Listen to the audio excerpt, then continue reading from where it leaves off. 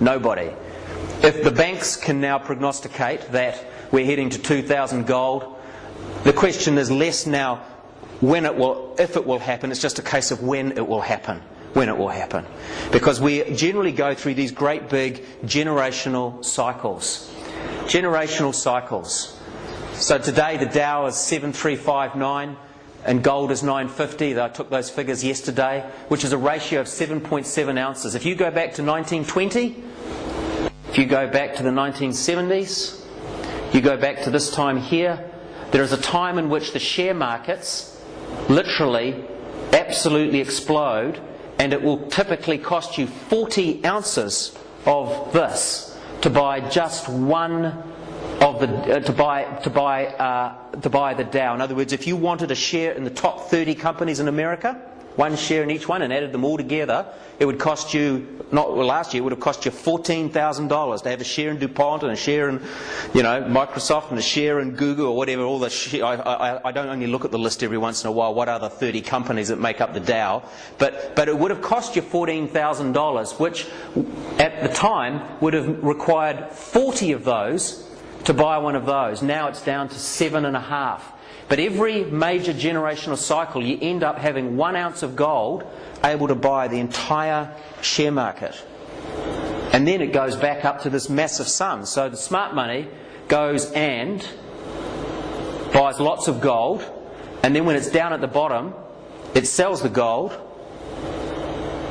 In other words, what is the Dow going to be? The Dow is 7359. If you think gold is topping at 7359, it's probably a good idea to sell the gold and buy the Dow. But if you think the Dow is going down to 3,500, well, wait till the gold is 3,500. But at some point you will get a 1-for-1 swap, and then you go and swap and go straight back in. I'm not trying to be too, I hope I'm not losing people trying to be too technical, but I'm just illustrating that gold is valuable and it is seasonal. Everything has a season, everything has a time. It's dark now, tomorrow it'll be light. In the Northern Hemisphere they're going into summer, we're going into winter. Everything goes around, and it is no different in these great. In fact, you can see how the waves operate, even rhythmically, in history. So you've just got to make a decision. If you're in gold, at some point you're going to want to get out and swap your gold for some shares, because then you're at the bottom in the turn. And so wise investors recognise this, institutions recognise this, smart money recognises this. Generally the crowd are the last to recognise it. They're the ones queuing up, as they were back in 1980, around the side of these bullion banks to buy their coins at 4 AM in the morning, because there was just a shortage, which is the same thing we're seeing now around the world. Very hard to buy gold physically, getting harder and harder. And don't be fooled, this paper price you see back there on that screen, that is just a paper price, $938.50 right now, $938. So if you were to buy a real ounce of gold, that gold, a 1 ounce, will cost you another 7.5%. If it was a half ounce, it would cost you 15% more. If it was a quarter ounce, it would cost you 28%. If it was a 1/10 ounce, it would cost you 56%, which we will talk about when we get to the JWS side. The smaller you go, like most things in life, the more you pay for it. The bigger you buy, the more you buy, the better rate you get. But don't be fooled. When you see a price across the TV screen, that is just the paper price in fairyland. In the real world, you have to pay a lot more for your gold, a lot more for your gold. The problem around the world is right now, because the price of gold has been so depressed, it is getting harder and harder to actually buy it. And at different times, I called NZ Mint, our largest one. This is an NZ Mint coin, Kiwi on the picture, in November, and they said no gold till February. What? You're a mint? 3 months before you're going to have any gold? You're kidding. I said, if you're a baker shop and you said there's no bread, it's ridiculous. And yet really the mainstream media haven't quite picked up on that. By the time the mainstream media pick up on it, the smart money's already bought their gold. They've got their gold. They're not on some waiting list for 3 months waiting for the next lot to come. They've already got it. And probably one of the most unique things about Anglo and JWS, whether you hold it off in Switzerland in the Anglo accounts, or whether you want to take delivery of little coins, the reality is that we have long-standing relationships with one of the world's foremost mints, and so we have a very secure, regular supply that can be shipped to your door every month. So look, just coming back, as I said, am I losing people, or is it getting boring, or should I go faster? It's a bit hard to tell. You're being very polite. So gold is sailing away in all currencies. You know, we've watched our currency go up, right all the way up to 80, and then we watched it go all the way down, and yet gold just goes. It doesn't really matter. I chatted to you briefly before, John, you know, you're busy working out, you know, you've got in here, the currency was this at that time, am I ahead, you almost got to just forget about it. Because the long-term trend in all currencies all over the world is that gold is simply sailing away no matter what currency you hold. And right now, in the world, every country is competitively debasing their own currency in order to get a competitive advantage over someone else.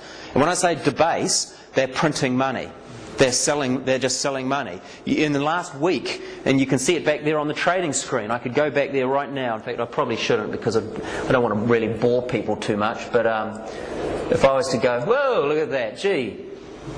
So if I had gone long on the Kiwi dollar, it would have been just wonderful. But I wasn't to know that they were just suddenly going to announce in America, oh, we've just decided to print $300 billion. And you know, we've just printed it off and so what happens to foreigners who are buying their dollars? They just say, well, your money's not worth as much anymore. Your money's not worth as much. And every country is adding to their money. New Zealand is no different, adding to their money supply at the rate of 16% a year, which has got nothing to do with any real GDP or anything we're doing. Just some economists putting the foot down on the accelerator and giving it a bit of herb. And so, in essence, it doesn't matter what currency, gold is simply leaving everything for dead. Franklin Sanders, good Christian bloke, been in the industry for, I don't know, 50 years. And he talks about in history, because he remembers it well, back in 73, 7 years before the last bull market ended in 1980, I showed you that spike. Nobody would have thought gold would climb from $69 to $850 7 years later, a 12.66 increase. You know, I was being conservative showing you those 7.5 time, you know, the S&P. From here, this bull market will probably run another 7 years, because you've got to remember we've already been in it for 7 years. It bottomed out back in 2000 at $250. Gordon Brown, the Prime Minister of England, who was Chancellor of the Exchequer, guess what he did with all of England's gold, or a good chunk of it? He sold it. What a smart move that was, Gordon. In fact, they call it Brown's blunder, although he's very defensive about it and still stands by it as a good move today. Based on the price, I'm not so sure about that, Gordon. But anyway, when we look at it from here, this bull market will probably run another 7 years to 2015. So we possibly are 7 years into something that will probably be at least 18 years. At least 18 years. So in terms of where we are in history, we are only just getting started. If the gold price merely matched its performance in the last bull market, it would climb to $11,000. So there's one view or estimate from a very experienced man in the industry. He says he knows that sounds ridiculous, but so did 850 gold back in 1973. People just laughed at you. Look, one of my closest friends, an esteemed banker, works in one of the very large banks. He's actually been made redundant, like so many banking people around the world now. I sent him an article. It was a bit of a provocative article, I must admit, about the demise of the US dollar, which is the world's reserve currency. All oil, gold, silver, coffee, soybeans, everything is priced in US dollars and traded on these big commodity exchanges. I said to him, gold is going to 2,000. He sent back a reply, cuckoo. And I said, buddy, when the price gets to $2,000, I'm going to buy a cuckoo clock and I'm going to engrave your name on the forehead of that clock, so every time it pops out I can remember your cuckoo. Well, you see, at the time, property market was exploding. I was selling my home. He told me, you're an idiot for selling it. He doesn't feel that way anymore. Well, it's not surprising.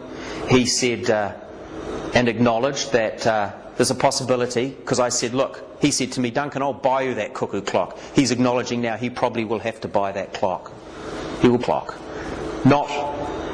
It's no longer if or you're a cuckoo, it's just when. When.